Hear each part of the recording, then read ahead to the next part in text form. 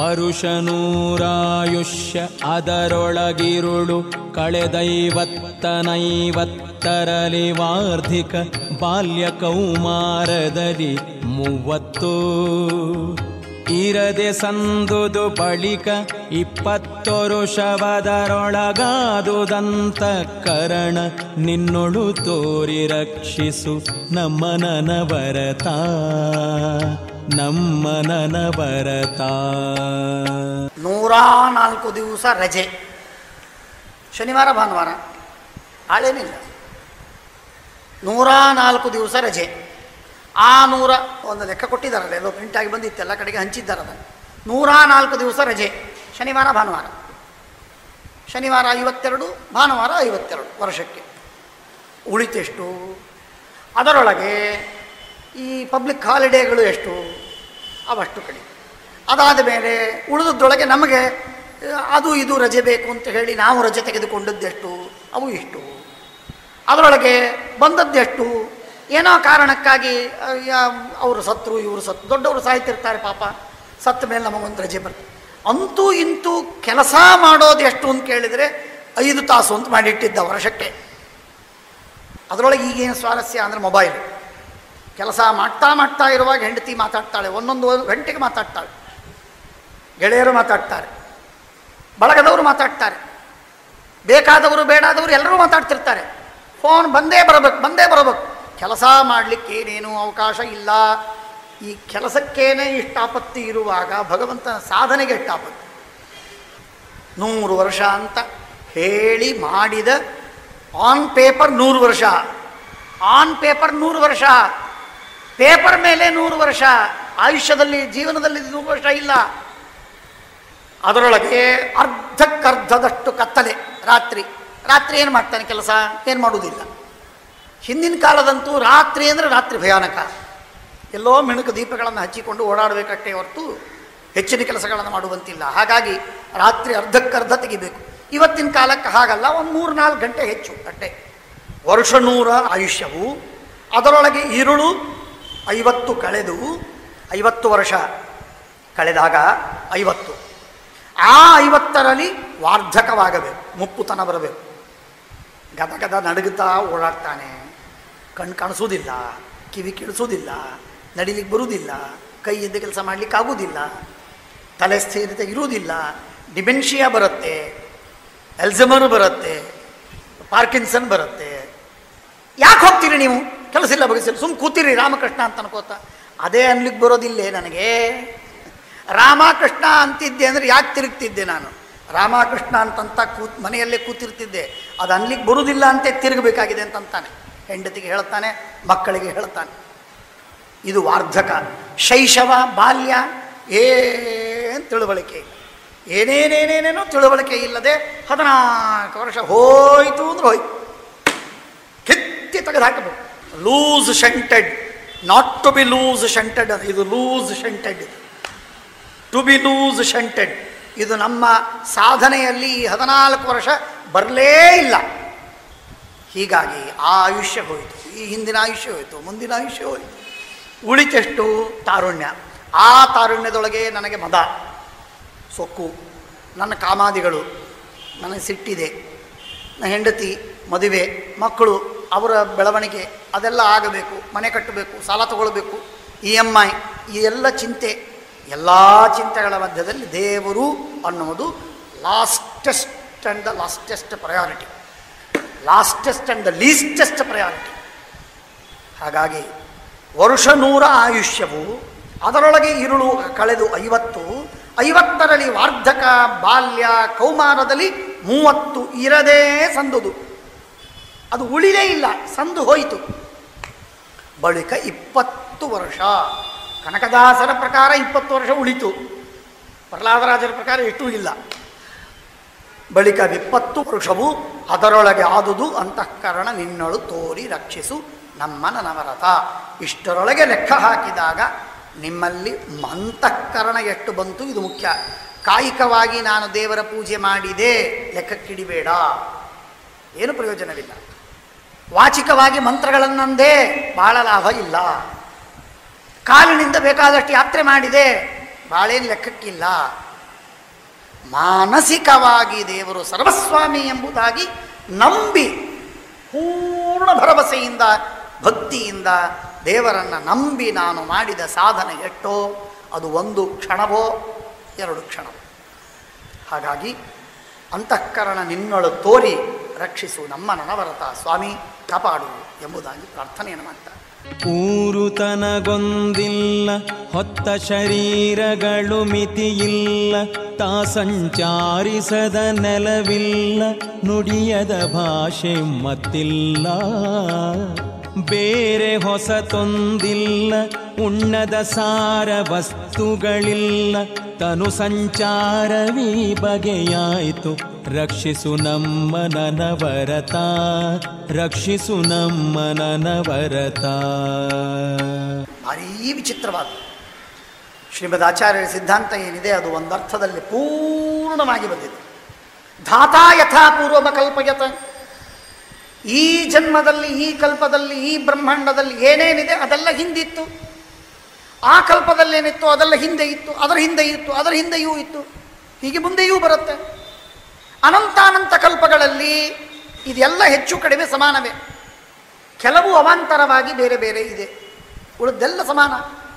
ಇಷ್ಟು ಸಮಾನವಾಗಿರುವಾಗ ನಾನು ಸಂಚರಿಸದೇ ಇದ್ದಂತಹ ಊರು ಯಾವುದಿದೆ, ತನಗೆ ಗೊತ್ತಿಲ್ಲದ ಊರು ಯಾವುದಿದೆ, ತಾನು ಸಂಚಾರ ಮಾಡದೇ ಇದ್ದ ದೇಹ ಯಾವುದಿದೆ, ದೇಶ ಯಾವುದಿದೆ, ಒಂದೇ ಊರು ಅಂತ ಉಂಟ ಯಾವುದಾದರೂ? ಸ್ಥಿರವಾಗಿಲ್ಲ. ಇವತ್ತು ಇಲ್ಲಿ, ನಾಳೆ ಇನ್ನೊಂದು ಊರು, ನಾಡದು ಮತ್ತೊಂದು ಊರು, ಹೀಗೆ ಸಂಚಾರ ನಮ್ಮದು. ಒಂದು ದಿನ ಸ್ಥಿರವಾಗಿ ಒಂದು ಕಡೆಗೆ ಇದ್ದದ್ದಲ್ಲ. ಊರು ತನಗೊಂದಿಲ್ಲ, ಹೊತ್ತ ಶರೀರಗಳ ಮಿತಿ ಇಲ್ಲ. ಶರೀರವನ್ನು ಹೊತ್ತಿದ್ದೇನೆ, ಎಷ್ಟು ಹೊತ್ತಿದೆ ಲೆಕ್ಕ ಉಂಟಾ? ಯಾರಾದರೂ ಹೇಳ್ತೀರಿ ಎಷ್ಟು ಶರೀರಗಳು ಬಂತು ಅಂತ? ಅನಂತ ಅನಂತ ಅನಂತ ಅನಂತ ಶರೀರಗಳು ಬಂದಿವೆ. ಹೊತ್ತ ಶರೀರಗಳ ಮಿತಿ ಇಲ್ಲ, ತಾ ಸಂಚರಿಸಿದ ಸ್ಥಳವಿಲ್ಲ. ಇಂಥ ಕಡೆಗೆ ಹೋಗಿಲ್ಲ ಅಂತಿಲ್ಲ, ಎಲ್ಲ ಕಡೆಗೆ ಹೋಗ್ತೇನೆ.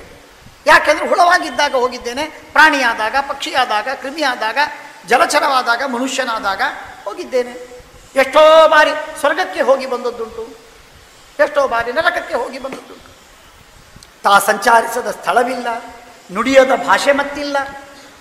ಕನಕದಾಸರ ಪ್ರಕಾರ ಕನ್ನಡವೂ ಎಲ್ಲ ಕಲ್ಪಗಳಂತೂ ಇತ್ತು, ಎಲ್ಲ ದ್ರಾವಿಡ ಭಾಷೆಗಳೂ ಇತ್ತು, ಚೈನಾ ಭಾಷೆ ಇತ್ತು, ಜಪಾನೀಸ್ ಭಾಷೆ ಇತ್ತು, ಎಲ್ಲ ಭಾಷೆಗಳೂ ಇದ್ದವು ಕನಕದಾಸರ ಪ್ರಕಾರ. ತಾ ಸಂಚರಿಸದ ಸ್ಥಳವಿಲ್ಲ, ತಾ ನುಡಿಯದ ಭಾಷೆ ಮತ್ತಿಲ್ಲ. ಎಲ್ಲ ಭಾಷೆಯನ್ನು ಮಾತಾಡಿ ಬಂದಿದ್ದೇನೆ, ಈಗ ನನಗೆ ನೆನಪಿಲ್ಲ. ಬೇರೆ ಹೊಸತು ಅನ್ನುವುದು ಒಂದಿಲ್ಲ, ಎಲ್ಲವೂ ಹಳೆದೆ. ನೀವು ನಮ್ಮ ಬಳಗದವರು, ಈ ಸಲ ಅಲ್ಲ, ಈ ಸಲ ಬಳಗದವರಲ್ಲ. ಎಷ್ಟು ಸಲ ಇವತ್ತಿನ ತಂದೆ ನಮಗೆ ತಂದೆಯಾಗಿ ಸಿಕ್ಕಿದ್ದಾನೆ, ಎಷ್ಟು ಸಲ ನಮಗೆ ಈ ತಾಯಿಯಾಗಿ ಸಿಕ್ಕಿದ್ದಾಳೆ, ಯಾರಿಗೆ ಗೊತ್ತು? ಅನಂತ, ಲೆಕ್ಕವಿಲ್ಲ. ಉಣ್ಣದ ಸಾರ ವಸ್ತುಗಳಿಲ್ಲ, ಭೋಗಿಸಿದಂತಹ ಯಾವ ವಸ್ತುಗಳು ಉಳಿದಿಲ್ಲ. ದಾಸರು ಉಣ್ಣದ ಸಾರ ವಸ್ತುಗಳಿಲ್ಲ ಅಂತಂತಾರೆ. ಅದನ್ನು ಸ್ವಲ್ಪ ಕನ್ನಡದ ಸಂಧಿಯನ್ನು ಮಾಡಿಬಿಟ್ಟಿದೆ, ಸಂಧಿ ಮಾಡಿದರೆ ಉಣ್ಣದ ಅಸಾರ ವಸ್ತುಗಳಿಲ್ಲ. ಉಣ್ಣದೇ ಇದ್ದಂತಹ ಅಸಾರ ವಸ್ತುಗಳು ಯಾವುದೂ ಇಲ್ಲ. ಎಲ್ಲ ಅಸಾರ ವಸ್ತುಗಳನ್ನು ಉಂಟಾಗಿದೆ, ಎಲ್ಲ ಅಸಾರವಾದ ವಸ್ತುಗಳನ್ನೂ ಉಂಟಾಗಿದೆ. ಉಣ್ಣದ ಅಸಾರ ವಸ್ತುಗಳಿಲ್ಲ, ತನು ಸಂಚಾರ ಈ ಬಗೆಯಾಯಿತು. ಹೀಗಿದೆ ನನ್ನ ಅವಸ್ಥೆ ಸ್ವಾಮಿ. ನಾನೇನು ಹೇಳಲಿ ನಿನಗೆ, ಏನಂತ ಬೇಡಿರಲಿ, ಏನಂತ ಪ್ರಾರ್ಥನೆ ಮಾಡಲಿ? ನೀನು ರಕ್ಷಣೆ ಮಾಡಿದರೆ ಈ ದೇಹ ಇನ್ನು ಮೇಲೆ ಸಾಕು ಅಂತ ಹೇಳಿ ಈ ದೇಹ ಪರಂಪರೆಯನ್ನು, ಶರೀರ ಪರಂಪರೆಯನ್ನು ನಿಲ್ಲಿಸಿ, ಸಾಕು ಅಂತ ಹೇಳಿ ನಿಲ್ಲಿಸಿ ನನ್ನನ್ನು ಹೊರಗೆ ತೆಗೆಯದ ಹೊರತು ನನಗೆ ಉದ್ಧಾರವಾಗುವುದಿಲ್ಲ, ತೆಗೆ ಎಂಬುದಾಗಿ ಪ್ರಾರ್ಥನೆ ಮಾಡಿ. ಗೋಪುರದ ಭಾರವನು ಗಾರೆಯ ರೂಪುದೋರಿದ ಪ್ರತಿಮೆಯಂದದಿ ಈ ಪರಿಯ ಸಂಸಾರ ಭಾರವನಾರು ತಾಳುವರೋ? ತಾಪರಾಕ್ರಮಿಯೆಂದು ಮನುಜನು ಕಾಪಥವನೈದುವನು, ವಿಶ್ವವ್ಯಾಪಕನು ನೀನಹುದು, ರಕ್ಷಿಸು ನಮ್ಮ ನನವರತ, ರಕ್ಷಿಸು. ಗೋಪುರದ ಭಾರವನ್ನು ಗಾರೆಯ ರೂಪ ತೋರಿದ ಪ್ರತಿಮೆ ಎಂದದಿ. ಗಾರೆಯ ರೂಪ, ಗಾರು ಗಚ್ಚು, ಸುಣ್ಣ ಹಾಕಿ ಕುಟ್ಟಿ ಮಣ್ಣಿನಲ್ಲಿ ಹಾಕಿ ಅದನ್ನು ಕುಟ್ಟಿ ರಸ ಮಾಡಿದಾಗ ಗಟ್ಟಿಯಾಗತ್ತೆ, ಭಾರೀ ಜಿಗುಟು ಪದಾರ್ಥ. ಆ ಜಿಗಿಟು ಪದಾರ್ಥ ಏನಿದೆ ಅದರಿಂದಲೇ ಹಿಂದೆ ಇರುವ ಎಲ್ಲ ಕಟ್ಟಡಗಳು ಅವುಗಳಿಂದ ನಿರ್ಮಾಣವಾದದ್ದು. ತತ್ರಾಪಿ ಚಿದಂಬರಕ್ಕೆ ಹೋಗ್ತೀರಿ, ಇಲ್ಲವೇ ಎಲ್ಲ ದಕ್ಷಿಣದ ಎಲ್ಲ ದೇಶದ ದೊಡ್ಡ ದೊಡ್ಡ ಅತೀ ಎತ್ತರವಾದ ಶಿಖರಗಳೆಲ್ಲವೂ ಗೋಪುರಗಳೆಲ್ಲವೂ ನಿರ್ಮಾಣವಾದದ್ದು ಗಾರೆಯಿಂದ. ಅದರ ಕೆಳಗಡೆ ಅಲ್ಲಲ್ಲಿ ಒಂದೊಂದು ಪ್ರತಿಮೆಗಳನ್ನು ಇಟ್ಟಿರ್ತಾರೆ, ಅದರ ಮೇಲೆ ಆ ಗೋಪುರವನ್ನು ಕಟ್ಟಿರ್ತಾರೆ. ಸಿಂಹದ ಪ್ರತಿಮೆಯೋ, ಮನುಷ್ಯನ ಪ್ರತಿಮೆಯೋ, ಹೆಣ್ಣಿನ ಪ್ರತಿಮೆಯೋ ಅವುಗಳನ್ನು ಮಾಡಿ ಗೋಪುರದ ಭಾರವನ್ನು ಗಾರೆಯ ರೂಪ ತೋರಿದ ಪ್ರತಿಮೆ ರೂಪದಿಂದ ನಿರ್ಮಾಣವಾದಂತಹ ಏನು ಪ್ರತಿಮೆ ಇದೆ ಅದು ಹೇಗೆ ಆ ಗೋಪುರದ ಭಾರವನ್ನು ಹೊತ್ತಿ ನಿಲ್ತದೆ, ಅದಕ್ಕೇನಿದೆ, ಏನಿಲ್ಲ. ಹಾಗೆ ನಾನಲ್ಲ. ಈ ಸಂಸಾರದ ಭಾರವನ್ನು ಹೊರುವುದಕ್ಕೆ ನಾನು ಗಾರೆಯ ರೂಪ ತೋರಿದ ಪ್ರತಿಮೆಯ ಎಂಥವನಲ್ಲ, ನಾನು ಚೇತನಾನ, ದುಃಖ ಪಡುವವ. ಈ ಸಂಸಾರದ ಭಾರವನ್ನು ಹೊರಲಿಕ್ಕಾಗುವುದಿಲ್ಲ ನನಗೆ. ಆದ್ದರಿಂದ ಸಂಸಾರ ಭಾರವನ್ನು ಯಾರು ತಾಳುವರು, ಯಾರು ತಾಳ್ತಾರೆ? ಆದರೆ ಒಂದು ಮಾತ್ರ ಸತ್ಯ, ಸ್ವಾಮಿ ನೀನು ಹೇಳಿದ್ದು ಸತ್ಯ. ತಾ ಪರಾಕ್ರಮಿ ಅಂತ ಹೇಳಿ ಮನುಷ್ಯ ನಾನು ಇಷ್ಟು ದೊಡ್ಡ ಕುಟುಂಬವನ್ನು ನಡೆಸಿದ್ದೇನೆ, ಇಷ್ಟೆಲ್ಲ ಜನರಿಗೆ ಹೊಟ್ಟೆಗೆ ಹಾಕಿದ್ದೇನೆ ಎಂಬುದಾಗಿ ಅಹಂಕಾರಿಯಾಗ್ತಾನೆ ಮನುಷ್ಯ. ತಾ ಪರಾಕ್ರಮಿ ಎಂದು ಮನುಜನು ಕಾಪಥವನ ಇದುವನು. ಏನಾಗುತ್ತೆ ನನಗೆ? ಯಾರೇನು ಮಾಡ್ತಾರೆ ನೋಡೋಣ, ಯಾರೇನು ಮಾಡ್ತಾರೆ, ನಾನು ಎಂಥ ಪಾಪ ಮಾಡಿದರೂ ನಾನು ದಕ್ಕಿಸಿಕೊಳ್ತೇನೆ ಎನ್ನುವಂತಹ ಅಹಂಕಾರದಿಂದ ಮನುಷ್ಯ ತೊಡಗಿದಾಗ ತಾ ಪರಾಕ್ರಮಿ ಎಂದು ಮನುಜನು ಕಾಪಥವನ ಇದುವನು. ಕುತ್ಸಿತ ಪಥವನ್ನು ಹೊಂದುತ್ತಾನೆ, ದುರ್ಮಾರ್ಗದಲ್ಲಿ ನಡೀತಾನೆ, ಪಾಪವನ್ನು ಮಾಡ್ತಾನೆ, ಮೋಸವನ್ನು ಮಾಡ್ತಾನೆ, ಕೊಲೆಯನ್ನು ಮಾಡ್ತಾನೆ, ಹಾದರವನ್ನು ಮಾಡ್ತಾನೆ, ಎಲ್ಲ ಪಾಪಗಳನ್ನು ಮಾಡ್ತಾನೆ. ಕಾಪಥವನ ಇದುವನು ವಿಶ್ವವ್ಯಾಪಕನು ನೀನಹುದು, ರಕ್ಷಿಸು ನಮ್ಮ ನನವರತ. ಪರಮಾತ್ಮ ಮನುಷ್ಯನಿಗೆ ಯಾರು ಎಷ್ಟು ಪ್ರಬಲನಾಗ್ತಾನೋ ಅಷ್ಟು ಅವನಿಗೆ ಪಾಪದಲ್ಲಿ ಪ್ರವೃತ್ತಿಯಾಗುವುದು ಸಹಜವಾಗ್ತದೆ. ಯಾರು ಎಷ್ಟು ಪ್ರಬಲನಾಗ್ತಾನೋ, ದೇಹದ ಬಲ, ಬುದ್ಧಿಯ ಬಲ, ಹಣದ ಬಲ, ಜನರ ಬಲ, ಕೀರ್ತಿಯ ಬಲ, ತಪಸ್ಸಿನ ಬಲ, ಯಾವುದೂ ಬಲ ಮನುಷ್ಯನಿಗೆ ಬಂತೋ ಪಾಪದಲ್ಲಿ ತೊಡಗ್ತಾನೆ. ದುರ್ಬಲನಾದ ಮನುಷ್ಯನಿಗೆ ಪಾಪದ ಇಚ್ಛೆಗಳು ಬಂದೀತೆ ಹೊರತು ಪಾಪವನ್ನು ಮಾಡಲು ಸಾಧ್ಯವಿಲ್ಲ ಅವನಿಗೆ. ಎಷ್ಟು ಬಲ ಕಡಿಮೆ ಅಷ್ಟು ಮನುಷ್ಯ ಪಾಪವನ್ನು ಮಾಡಬೇಕು ಅಂತ ಸಂಕಲ್ಪ ಮಾಡಬಹುದು. ಬಲ ಇದ್ದಿದ್ರೆ ಇವರು ಕೊಂದು ಬಿಡುತ್ತಿದ್ದೆ ಅಂತಾನೆ ಬಾಯಿಯಿಂದ. ಏನು ಮಾಡಲಿಕ್ಕಾಗುವುದಿಲ್ಲ, ದುರ್ಬಲ ಹೇಡಿಯವನು. ಬಲ ಎಷ್ಟು ಹೆಚ್ಚು ಬೆಳೆಯುತ್ತೋ ಅಷ್ಟು ಮನುಷ್ಯ ಕೆಟ್ಟವನಾಗ್ತಾನೆ. ಹಾಗಾಗಿ ಇದರರ್ಥ ದುರ್ಬಲ ಉಳಿಬೇಕು ಅಂತ ಅರ್ಥದಲ್ಲ ಹೇಳ್ತಾ ಇಲ್ಲ. ಆದರೆ ಬಂದ ಬಲವನ್ನೆಲ್ಲವನ್ನೂ ಕೂಡ ತನ್ನ ಹತೋಟಿಯಲ್ಲಿಟ್ಟುಕೊಂಡು ಕಡಿವಾಣ ಹಾಕಿ ಸರಿಯಾದ ಮಾರ್ಗದಲ್ಲಿ ಅದನ್ನು ಚಾನಲೈಸ್ ಮಾಡುವುದರಲ್ಲಿ ಬುದ್ಧಿವಂತಿಕೆ ಇದೆ. ಮಾಡಲಿಲ್ಲ ಅಂದರೆ ಹಾನಿಯಾಗ್ತದೆ, ಮಾಡಲಿಲ್ಲ ಅಂದರೆ ಹಾನಿಯಾಗ್ತದೆ. ಹಣವಿದೆ, ಭೋಗದ ಮಾರ್ಗದಲ್ಲಿ ಹೋಗಬಹುದು. ಬಲವಿದೆ, ಕುಟ್ಟಿ ಇನ್ನೊಬ್ಬರನ್ನ ಪೀಡಿಸಬಹುದು. ಕೀರ್ತಿ ಇದೆ, ಕೇವಲ ಅಹಂಕಾರದಲ್ಲಿ ಮೆರಿಬಹುದು. ಒಂದೊಂದು ರೀತಿಯಿಂದ ಅನರ್ಥಕ್ಕೆ ಈಡು ಮಾಡುತ್ತೆ. ಹಾಗಾಗಬಾರದಾದರೆ ಮನುಷ್ಯನಿಗೆ ತಿಳುವಳಿಕೆ ಬೇಕು, ಜೊತೆಗೆ ಭಕ್ತಿ ಬೇಕು. ಹಾಗಾಗಿ ಕಾಪಥವನ ಇದುವನು.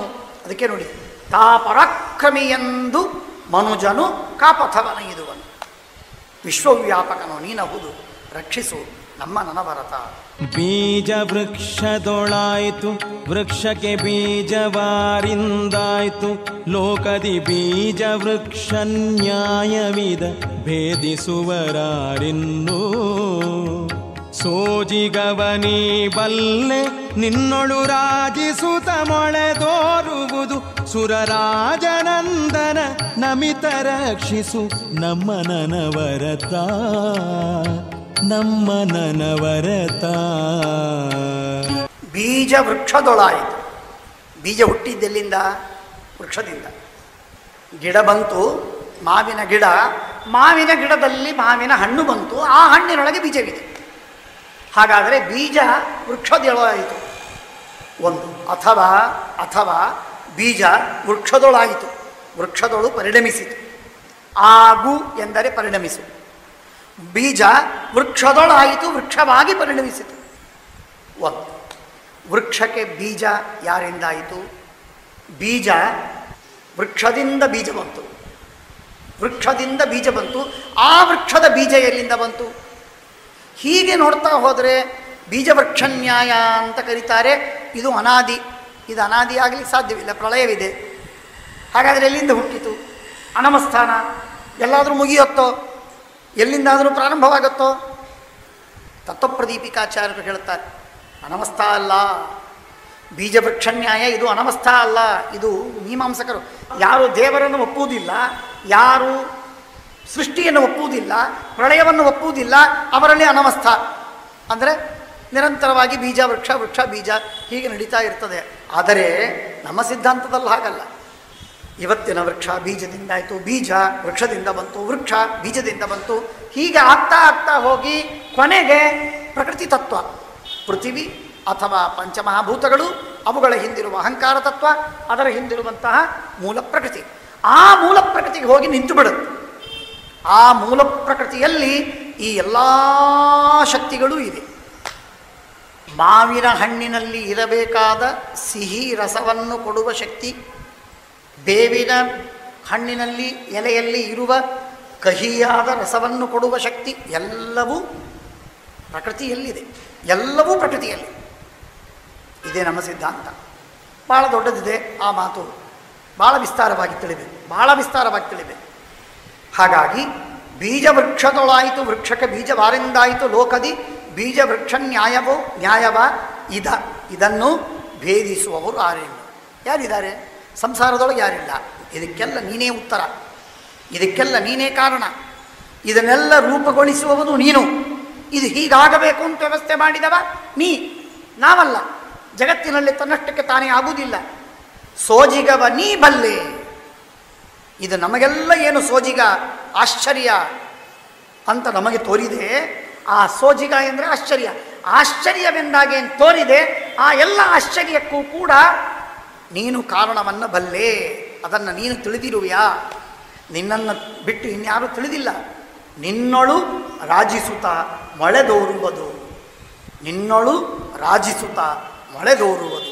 ಈ ಎಲ್ಲ ಅನಂತ ಶಕ್ತಿಗಳು ನಿನ್ನಲ್ಲಿ, ನಿನ್ನ ಪ್ರತಿಬಿಂಬವಾಗಿ ಲಕ್ಷ್ಮೀದೇವಿಯಲ್ಲಿ, ಲಕ್ಷ್ಮೀದೇವಿಯ ಅಧೀನವಾಗಿ ಜಡ ಪ್ರಕೃತಿಯಲ್ಲಿ, ಪ್ರಕೃತಿಯಿಂದ ಮಹತ್ತತ್ವ ಅಹಂಕಾರ ತತ್ವ ಮೊದಲಾದ ಎಲ್ಲ ವಸ್ತುಗಳಲ್ಲಿ ಬಂತು. ಅಂದರೆ ಬೀಜ ಇದು ಅಂಕುರವಾಗುವುದು ಎನ್ನುವಂತಹ ಶಕ್ತಿ ಏನಿದೆಯಲ್ಲ, ಇದಿದ್ದದ್ದು ದೇವರಲ್ಲಿ ಶಕ್ತಿ ಇದೆ. ಬೀಜ ರೂಪದಲ್ಲಿದ್ದದ್ದು ಅಂಕುರವಾಗುವಂಥದ್ದೇನಿದೆ, ಇದು ದೇವರಲ್ಲಿರುವ ಶಕ್ತಿ.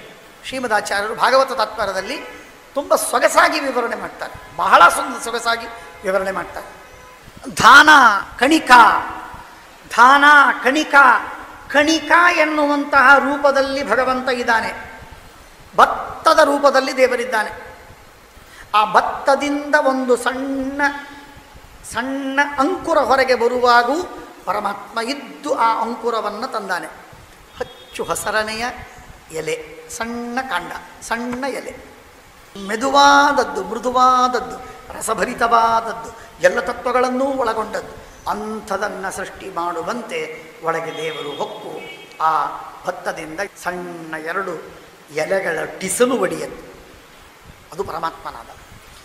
ಧಾನ್ಯದಲ್ಲಿ ಪರಮಾತ್ಮನಿದ್ದ, ಅಂಕುರದಲ್ಲಿ ಪರಮಾತ್ಮ ಬಂದ. ಅಂಕುರ ಸ್ವಲ್ಪ ಬಲಿತಾಗ ಅದರಲ್ಲಿ ಭಗವಂತ ತನ್ನ ರೂಪವನ್ನು ಬೆಳೆಸಿದ. ತನ್ನ ರೂಪವನ್ನು ಇನ್ನಷ್ಟು ಬೆಳೆಸಿದಾಗ ಗಿಡವಾಯಿತು, ಅದೇ ಮುಂದೆ ಮರವಾಯಿತು, ಅದೇ ಮುಂದೆ ನಾನಾ ವಿಧವಾದ ಫಲವಾಯಿತು. ಇದೆಲ್ಲ ದೇವರೇ ಆಗ್ತಾ ಹೋಗ್ತಾನೆ. ಭಗವಂತ ದೇವರೇ ಆಗ್ತಾನೆ, ಲಕ್ಷ್ಮೀದೇವಿಯನ್ನು ಮಾಡ್ತಾನೆ. ಲಕ್ಷ್ಮೀದೇವಿ ಪ್ರಕೃತಿಯನ್ನು ಈ ರೂಪದಲ್ಲಿ ಪರಿಣಾಮಗೊಳಿಸ್ತಾಳೆ. ಇದೆಲ್ಲ ಸೋಜಿಗವೇನಿದೆ ಅದು ನಿನ್ನೊಳಗಿದೆ. ಆ ಸೋಜಿಗದ ಬೇರು, ಸೋಜಿಗದ ನೆಲ, ಅದರ ನೆಲೆ ನಿನ್ನಲ್ಲಿ. ನಿನ್ನಿಂದ ಇದೆಲ್ಲ ಆಗ್ತಾ ಇದೆ. ಹಾಗಾಗಿ ರಾಜಿಸುತ್ತ ಮೊಳೆದೋರುವುದು ಸುರರಾಜನಂದನ ನಮಿತ. ಸುರರಾಜ ಇಂದ್ರ, ಅವನ ನಂದನ ಅರ್ಜುನ, ಅವನಿಂದ ನಮಿತನಾದ ಪರಮಾತ್ಮ, ಅರ್ಜುನ ವಂದಿತನಾದ ಭಗವಂತ, ರಕ್ಷಿಸು ನಮ್ಮ ನನವರತ. ತೊಗಲು ಬೊಂಬೆಗಳಂತೆ 4 ಬಗೆಯ ನಿರ್ಮಾಣದಲ್ಲಿ ಇದರೊಳು ನೆಗಳಿದೀ ಚೌಷಷ್ಟಿ ಲಕ್ಷಣ ಜಾತಿ ಧರ್ಮದಲ್ಲಿ. ಬಗೆ ಬಗೆಯ ನಾಮಾಂಕಿತದ ಜೀವಿಗಳವೆಲ್ಲವೂ ನಿನ್ನ ನಾಮದಿ ಜಗಕ್ಕೆ ತೋರುತ್ತಿಹುವು. ರಕ್ಷಿಸು ನಮ್ಮ ನನವರತ, ನಮ್ಮ ನನವರತ. ಇದು ಏನಿದೆ ನಮ್ಮ ದೇಹ, ಇದು ತೊಗಲುಗೊಂಬೆ. ಏನು ಅರ್ಥವಿಲ್ಲದ ತೊಗಲುಗೊಂಬೆ, ಕೇವಲ ತೊಗಲಿನಿಂದ ಮಾಡಿದ ಗೊಂಬೆ. ಪ್ಲಾಸ್ಟಿಕ್ಕಿನ ಗೊಂಬೆ ಇರುತ್ತಲ್ಲ, ಹಾಗಿದು ತೊಗಲಿನ ಗೊಂಬೆ. ಕಟ್ಟಿಗೆಯ ಗೊಂಬೆ ಇರುತ್ತೆ, ಹಾಗಿದು ತೊಗಲಿನ ಗೊಂಬೆ. ತಾಮ್ರ, ಹಿತ್ತಾಳೆ, ಬೆಳ್ಳಿ, ಬಂಗಾರ ಶ್ರೀಮಂತರು ಮಾಡಿಸುವ ಆ ಗೊಂಬೆಗಳಂತೆ ಇದೊಂದು ಗೊಂಬೆ. ಇದು ಇಷ್ಟೇ ತೊಗಲಿನ ಗೊಂಬೆ. ಮಾಂಸ, ಚರ್ಮ, ಎಲುಬು ಒಳಗೆಲ್ಲ ಹಾಕಿ ತೊಗಲು ಕಟ್ಟಿ ಅದನ್ನು ಚೆನ್ನಾಗಿ ಬಿಗಿದು ಎಲ್ಲೂ ಹೊಲಿಗೆ ಕಾಣದಂತೆ ಕಟ್ಟಿದ ಒಂದು ಗೊಂಬೆ ತೊಗಲುಗೊಂಬೆ. ಈ ತೊಗಲುಗೊಂಬೆಗಳು ಎಷ್ಟಿವೆ ಅಂದರೆ 4 ತರಹದ ತೊಗಲುಗೊಂಬೆಗಳು. 4 ತರಹ. ಒಂದು ಸ್ವೇದಜ, ಇನ್ನೊಂದು ಉದ್ಭಿಜ್ಜ, ಮತ್ತೊಂದು ಅಂಡಜ.